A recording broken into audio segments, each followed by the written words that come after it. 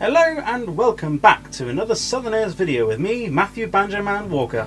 And me, Tyler, Jeffels McDowell. And today we are visiting the Fleet Air Arm Museum in Yeovilton and the Aerospace Bristol in Filton. This time we'll also be joined by my lovely partner Zuza. Would you like to introduce yourself?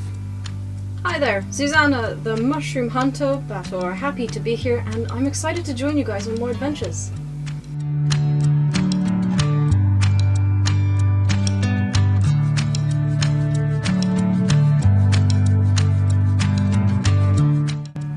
Fleet Air Arms Museum opened in the late 70s. Something I find incredible is that it's still an active airfield for military aircraft to this day. I went to the air show in 2014 and about a year later came to actually visit the museum as a birthday present.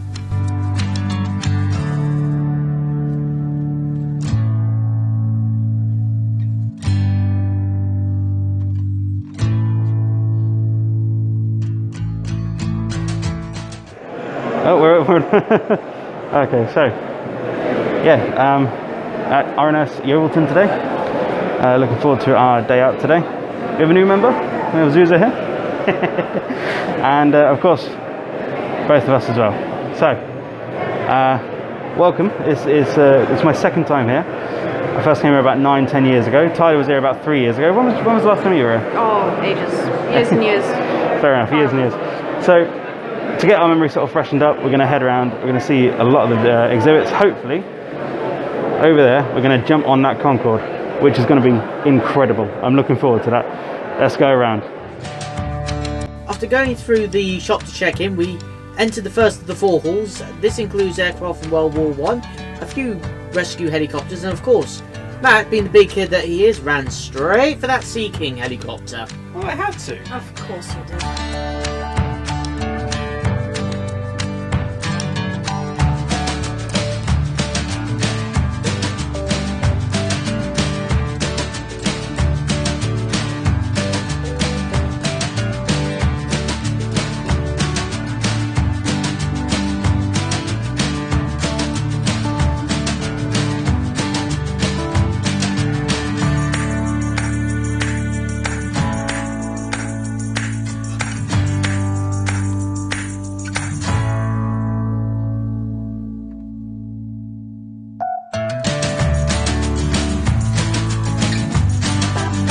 We managed to see an exhibit which I was looking forward to seeing. The Short 184, the last of its kind. It had been a whole aircraft on display at the Imperial War Museum after the First World War. Unfortunately, it was damaged in a blitz raid during World War II at the height of the Battle of Britain. After a quick bathroom break, it was a long journey after all, it was time to see Hall 2. This included aircraft from World War II and a few models of Navy carriers, one of which my great-grandfather served on, the HMS Eagle.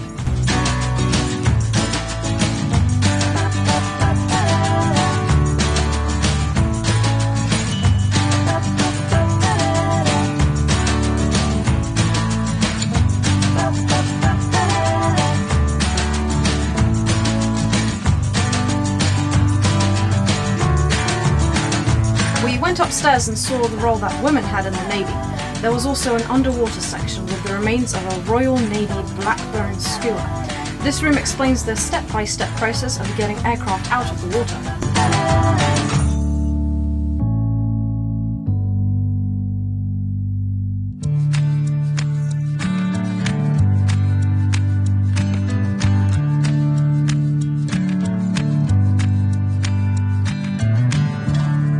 I thought it was a Hawker Hurricane at first, as it looked very similar to one, but Tyler told me otherwise. We continued on downstairs to see some classic aircraft, including the Corsair, the Hawker Sea Fury, a Grumman Wildcat, and a MiG-15. Afterwards, we headed into Hall 3, the Carrier exhibit. I've been looking forward to this one the most, as it's very immersive. It really makes you feel like you're in a genuine Royal Naval aircraft carrier. We'll get you in the film, don't worry. The lighting's not amazing, but I personally think this is probably the best part of this museum. So good, definitely recommend it. Just come here and experience this yourself. It's beautiful. That Sea Vixen over there was actually based where I grew up in Somerford. I was based there for many years. I believe it got taken away because it got vandalised too much. Yeah. That's just terrible.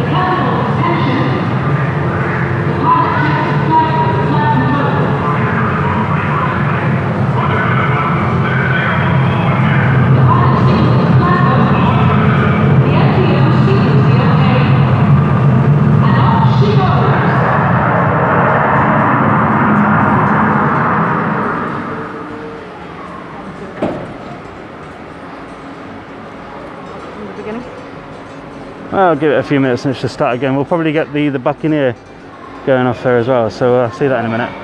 Yeah. Yeah, this is truly incredible in here. I love it. Absolutely love it. So what do you think of it? Oh, amazing. Definitely recommended. Yeah. Oh, Oh? and I'll start the main show in a minute. 1 minute to go. Tyler, where are you at? Say hello. Hello there. General Kenobi. There are two different clips in this exhibit, one of which is the Phantom takeoff, and the other is the Buccaneer recovery. This bird you see behind me is a de Havilland Sea Vixen. In fact, interesting note about this particular plane.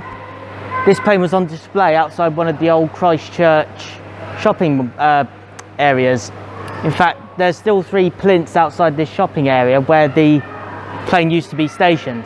It rotted away for a bit, but the Yeovilton Fleet Aero Museum took the plane over, moved it, and they've restored it to its former glory. So here we have a Christchurch Sea Vixen, here in all its glory.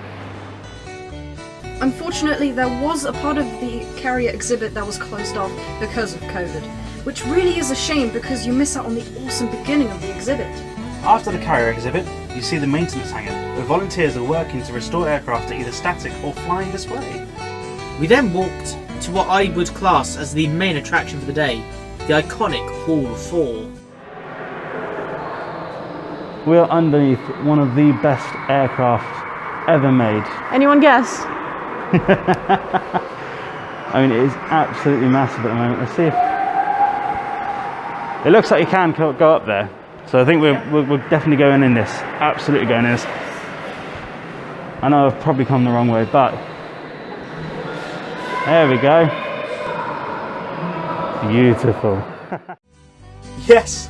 We saw the first British-built Concorde. Technically the second built, the very first was the French. This is what I would call the stairway to heaven for me. All I need now is a couple of banjos and I'll be pretty happy. Ooh, look at all this. See, I love it when museums do this. They actually show sort of the skeleton and veins, I suppose, of the aircraft. I don't know where Zuza's going. She's just run away, unless she's hiding around the corner. Definitely got a classic smell of an aircraft in here. Yeah, there she is. Come on. Hiding in the corner. We could definitely make a living space out of this. This pencil. It is quite tight, but it's not as tight as the one at Brooklands I went on a little while ago. That one's fully seated. Yeah, that is. Of course, this being a, I think it's a prototype one. Mm. I could be wrong, I'm pretty sure it's a second built one, but the first British built. With no droop snoot. There is a droop snoot. You told me there wasn't. Are you lying to me? No, it's just different than all the other droop snoots because you'll see when you get up front. Let's go. Oh, look at all What this. shall I see when I get up front? You'll see what kind of a difference that the cockpit is compared to one at something like Brooklands or Duxford or something like that, or even the one I've seen tomorrow. That's very nice video. Just wish there was a couple of fans in here. It's blooming hot in here. Okay, it looks like this is as far as we can go. Normally you could go a bit further on to right to the cockpit. Tell us what you see. I'll have to take this outside. Hello. Hey. Ah, a bit cool out here. So, compared to something like, I don't know if you've ever been, but Duxford, Brooklands, Bristol, for example, the snoot on this one obviously has a different front of it. The glass is more metal. instead of actual glass. And they found that during the test flights it was too difficult for the pilots to see. So what they did was they changed that design into the design that we are now, and basically kept that one. If there's any wing of any aircraft I would love to walk in, it's definitely the Concorde and Vulcan bomber. Absolutely. One day my dream will come true. Unfortunately today is not quite that day. Inside the hangar isn't just the prototype Concorde.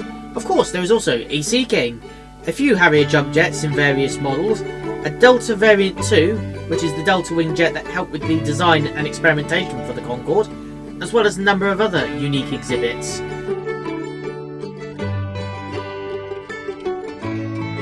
Okay, so what's your reaction to the museum today? Well, I haven't been here in quite a number of years, so a lot has changed in terms of the displays and everything like that, but also because of the COVID or the one-way system, it throws me off quite a bit, so I don't actually remember what I last saw here. Yeah, it's been a while. I'm a little bit disappointed that the main part of the carrier exhibit is shut off. It should be what is it? You should be able to see what happens on the boat as well and how it all works. But no, the rest of it is just absolutely fantastic, and it's pretty much Glad you came. Pretty much what I remember. I'm so glad I came. Yeah. And Tilly McDilly. Absolutely brilliant. I mean, I've probably had the most recent visit of the three of us, but yeah, it's nice to see everything pretty much open, apart from obviously the aircraft carrier. Yeah. But generally, I think they've got it really good here at the moment. Yeah. So that seems to be our trip at the Yeovil Museum. In a couple of hours' time or so, we'll be at our hotel. Not sure what we're going to have for dinner tonight, so I'm sure we can discuss that. So yeah, we'll see you on the other side. After leaving, we made our way to our next destination, Bristol! We got in the car, and with some struggles on the hills, we finally made it. Bristol City was a beautiful place. It's a shame we only drove through. I know we all want to go back to explore the city one day, so maybe the Southerners will have a grand day out. We made it to the Premier Inn, and after a brief discussion on where we were going to eat out, one place sure took the spotlight. The Brewers Fair Bristol Concorde restaurant, which was next to our hotel. Enjoy. Red head wiggle. You good to go? Ready? Head wiggle away. You didn't head wiggle. The Give it absolute time. betrayal. It's really, really hot. That's fair. But really fucking good. Really, really. Good on you, man. Good on you. Rack of ribs and chicken. Mwah. And I Shit have mix. a chicken tikka masala. Shit mix. You are gonna shit yourself so bad, honey. Does it do that anyway?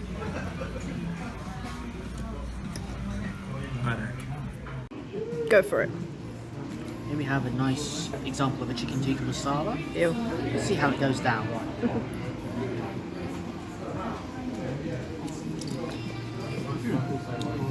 Not bad. It's not spicy. There is a nice bit of flavour. Although these things definitely taste better if you go to a proper Indian, I will say that. I'll give it a solid 7 out of 10. 7 out of 10. Enjoy. Alright, ready when you are. Ooh. Cute.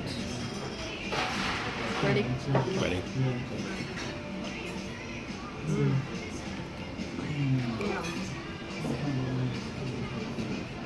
Beautiful barbecue ribs. I don't want to stop to talk.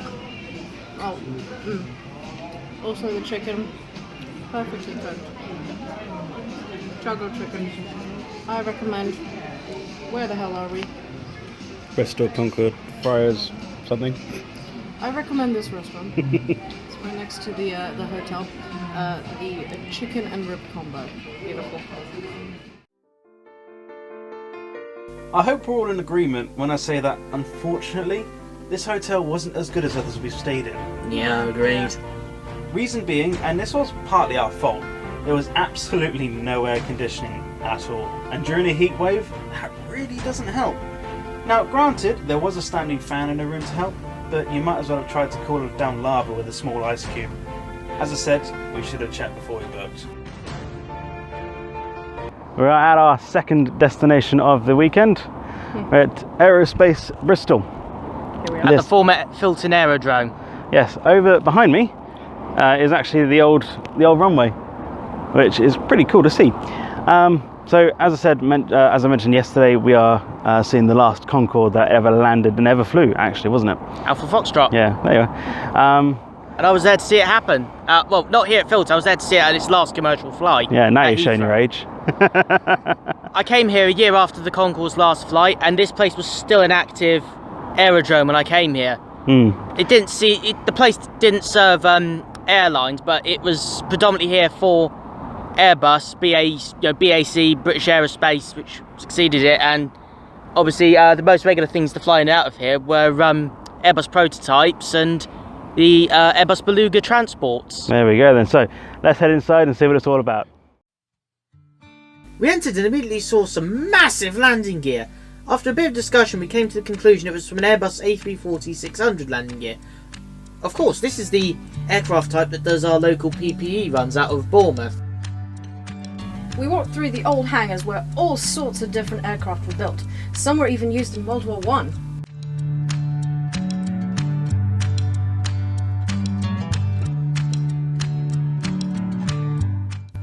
Afterward, we saw the cockpit section of the prototype Bristol Britannia, along with an engine, propeller and tyres from the one-off Bristol Brabazon. Just exquisitely amazing.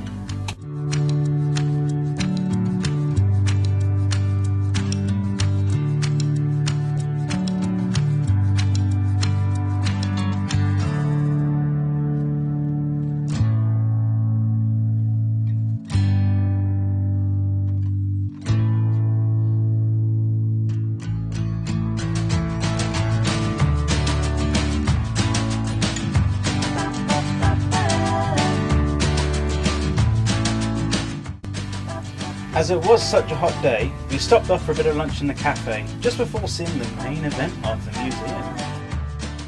So we're just taking a quick break at the moment, in the cafe. Nice and bright, nice and welcoming. Myself and Sousa just got the water and Ribena. Tyler obviously got himself some Coke. Tyler, what were you just saying a second ago? So even though I've not been here since 2004, this has to be one of the newest museums I've ever been to in terms of aviation collections. Yeah. I would need to do some research, but I'm pretty certain the only museum that I've been to which has been in existence in such little time is probably the Aeroscopia in Toulouse. Also, a museum that features heavily on Airbus, because obviously Filton obviously being BAC, Airbus, British Aerospace, you know. Yeah, so we'll be heading into Concorde in a few minutes' time, so I'm really looking forward to seeing that. I believe you can get on this one. Hopefully we'll get in there. If not, I'll be disappointed. An interesting fact, they've got one of the prototype Bristol Britannias, or the nose section of it, in this museum. You probably saw it earlier in the vlog. But, yeah, we've got a little video of it, so. Just up the road from here, it's about a 45-minute drive, if I remember rightly, up due north of here, is Cotswold Airport in Gloucester, which is home to the last ever Bristol Britannia that ever flew. Interesting fact. As you can tell, I was extremely excited. I know some of the history of this Concorde and I was really looking forward to seeing it. I was definitely not disappointed at all.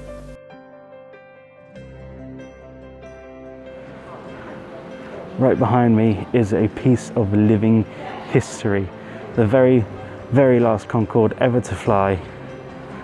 There's an Alpha Foxtrot, and she is magnificent. As I said, I was on this Concorde when I was 7 years old, in seat 1A with my dad in 2004. Now look at the difference in 2021.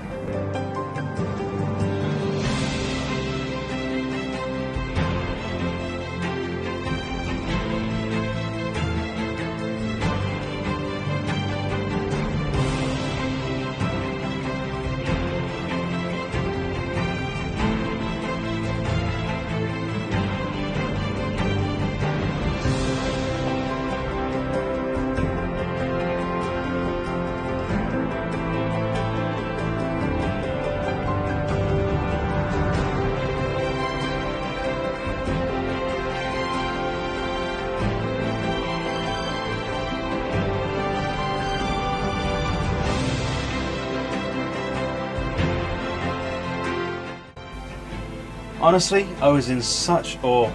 I really couldn't believe that I was with this magnificent aircraft. We couldn't stay there all day as much as I would have loved to. Yeah, we had to physically drag him out. And that concludes our journey, the Southerners trip to Yeovilton and Bristol. We hope you enjoyed watching this as much as we actually enjoyed being there. See you later, and don't forget to check out our Facebook group and Twitter page in the description.